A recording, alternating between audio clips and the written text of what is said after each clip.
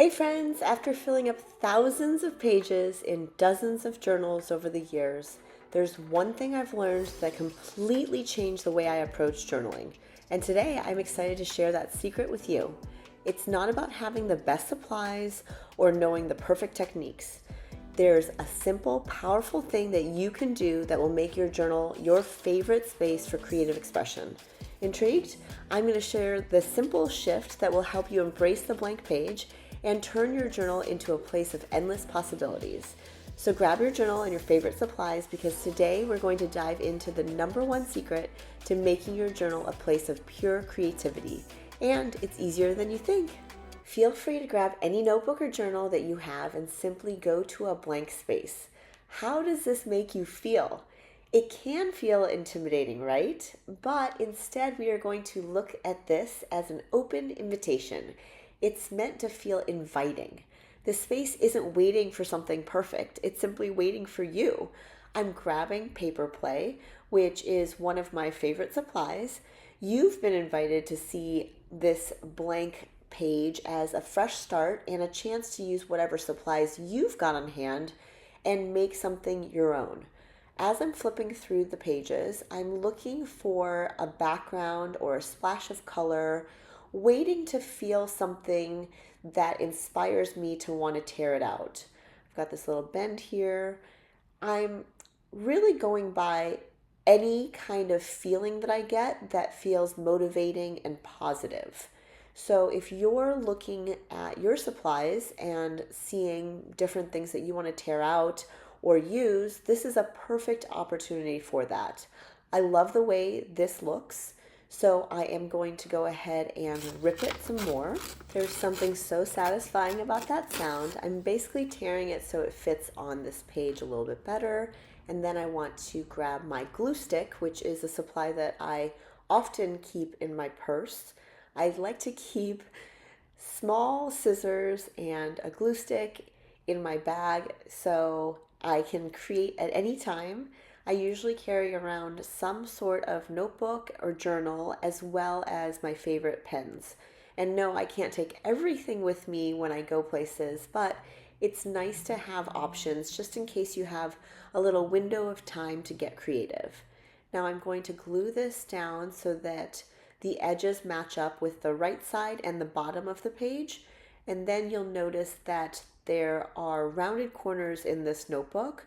So I simply want to cut that part off. And now you don't have to do that, but I like the way it looks consistent with the rest of the page. Just rounding off the corner with some sharp scissors. These are Fiskars. And then I've got another scrap from the piece that I ripped off that I want to include on this side of the spread. But before I do that, I grab some watercolors and I simply want to ground the page with some color in the background. Part of knowing what your favorite supplies are is experimenting and seeing what works for you. These are my go-to watercolors because it is my travel set and I love the colors already. So I think that looks pretty good as a base. And I'll let that dry before I glue down the scrap of paper. If you're impatient like me, you definitely can use a heat tool or a hair dryer, whatever you have. And I decided instead of using the whole piece, I've ripped it again. Whoops, I accidentally dropped that. But one of the things I really want to encourage you to do is to set a timer for yourself. We all are short on time, and my goal was to finish the spread in 30 minutes. You could do the same because it sets up a nice little challenge, but it's not meant to stress you out either. It sort of sets up this constraint that you have to try to adhere within so that you're not just staring at the blank page. So now I'm going to glue this other little scrap down. Remember, we're not overthinking it. I've only used scissors just to cut off that black piece in the corner. Everything else is sort of torn. And now I'm going to take some more water. And this is where it gets kind of fun, where you want to grab some black paint and then just flick the brush to make some spots. One of the most freeing things about using your supplies like this is to have little expectation of how it's supposed to look, because guess what? This is not about being perfect. It's about having fun, using your supplies, and here I let the sun shine down and dry the little splotches. I'm going to grab this book, Collage the Botanical World, that I have had in my hands for a while, but haven't had much time to put it to good use. I've torn bits and pieces out to cut out, but there are so many great examples of flowers, botanicals, and really beautiful colors and designs. But it does take a while to go through and make a commitment to fussy cutting around these designs. I love the way these, I think they're orchids, look. So I'm going to tear out maybe one or two of them, and then I will take scissors to cut them a little bit more finely. And I'm just flipping through. Look at these bugs. Ooh, I don't really like bugs. Certain bugs I like, certain bugs I don't. I don't know how you feel about them, but I get the heebie-jeebies. Beetles, ooh. Anyway, I love butterflies though. I love ladybugs. So we're gonna go with this butterfly, and we're going to cut that out. Sorry, I'm laughing at myself because I don't even know why that has such an effect on me. I just do not. I was raised to be afraid of bugs, and it's really, stayed with me for a very long time. I'm also going to get one of these black and white tools. Look at this shovel, because I think it represents digging deeper within ourselves, especially through creative expression and journaling. It's essential because it allows us to uncover and understand our inner thoughts, emotions, and beliefs. If you find yourself feeling like the creative process is very therapeutic for you, and you find yourself drawn to videos that encourage you to use your supplies, I really think that the joy of journaling comes from deep within us, and we have this self-awareness that happens as we're doing mundane tasks like fussy cutting around this butterfly. But there's also this emotional release and healing that can come about because it becomes an outlet for our needs of creative expression. I think that's what I want to say. I love this process because it brings clarity and insight, and stickers bring joy. I've got these pink flowers sticker deck. It's like this deck of washi stickers. I'll link it below if I can still find it. All the supplies that I know are still available, I will link below in the description box. And I've got this window, which I think is another sort of metaphor in allowing yourself to express yourself creatively and open the window to the world. It can be your inner world, it can be the outer world. Sometimes the act of creating or journaling unlocks subconscious thoughts or desires that we weren't fully aware of.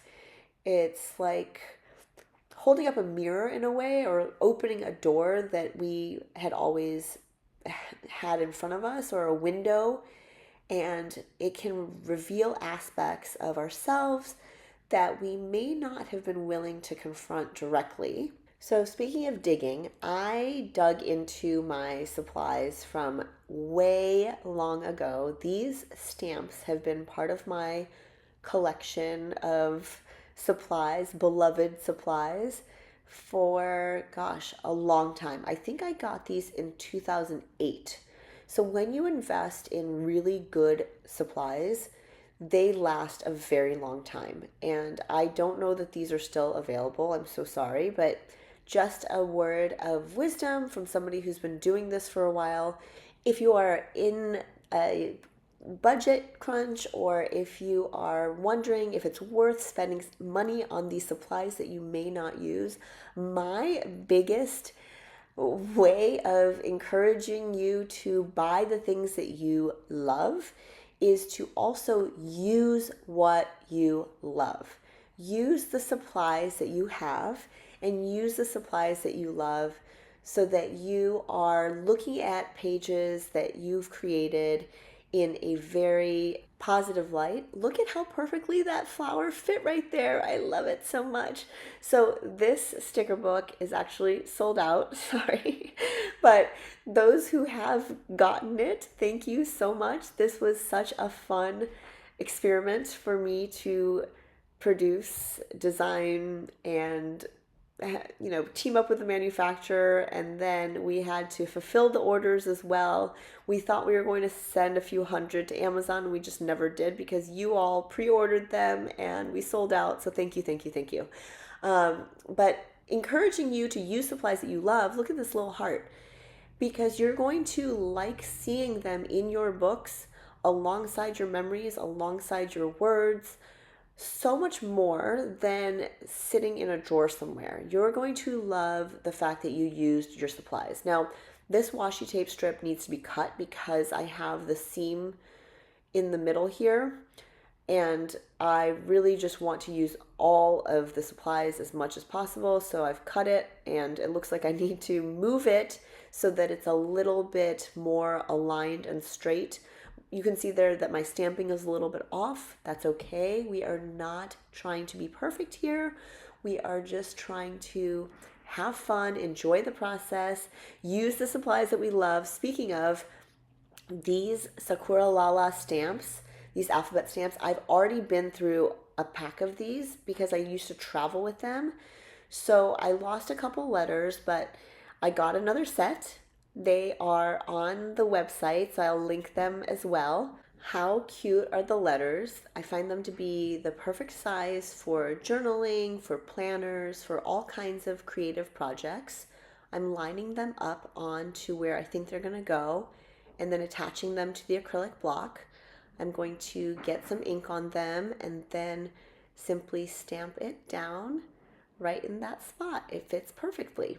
Another motivating factor in using your supplies or investing in great supplies is the more you use them, the better you will feel. You won't have that guilt of having spent money on something and have it sitting in a drawer or a cabinet or somewhere where you're not using it. Use your supplies. This is another alphabet set that I've had probably since 2008. It's a smaller version of that other one, and I'm stamping the O first because I know that I want to make sure that I can get the whole word in on this pink washi sticker. While I'm lining these letters up, it's very fun and therapeutic to see this page coming together when I had no plan for it, besides wanting to encourage you to do the one thing that I believe is the secret to journaling and creative expression, because I've learned so many things from this over the years, but this is the one thing I know to be true, and I'm revealing it in this quote right here. So you'll see it soon enough. I hope you've enjoyed seeing the process of this coming together, regardless of whether you are playing along with your supplies or not. Sometimes I love hearing that you actually turn on my videos to play with your supplies and feel encouraged and motivated as you're doing your own projects.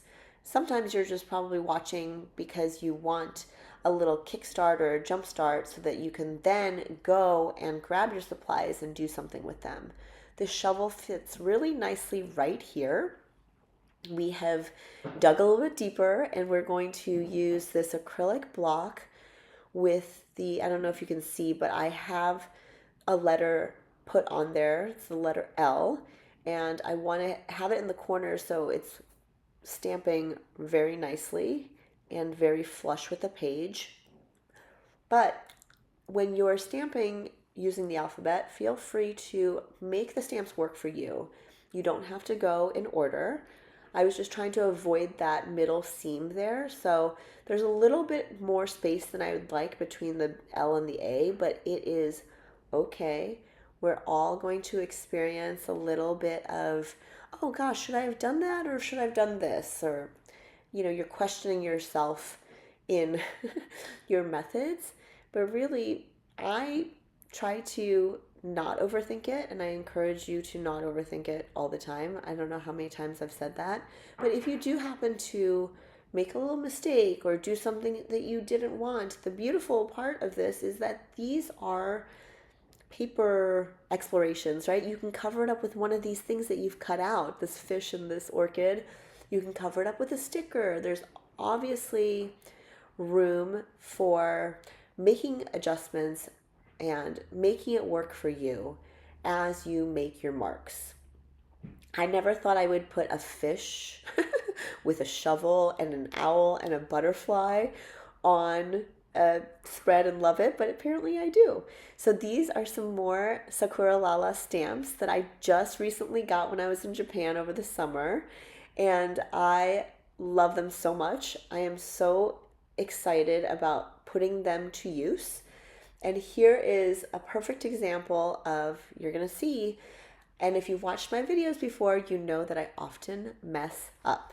I have made so many mistakes that I have embraced it at this point because it's such a great learning opportunity, and to know that we do need to give ourselves grace, especially when it comes to crafting and creating. So there is user error because I didn't have the underside of it perfectly flat, and so I tried to restamp it, and while it does look great, I mean, it's fine, and I just did not accept it as something I wanted because below the pages weren't completely flat. But guess what? I've got a scrap here from Paper Play, and I'm going to simply stamp it again. This is my solve for this quote unquote problem that I've created.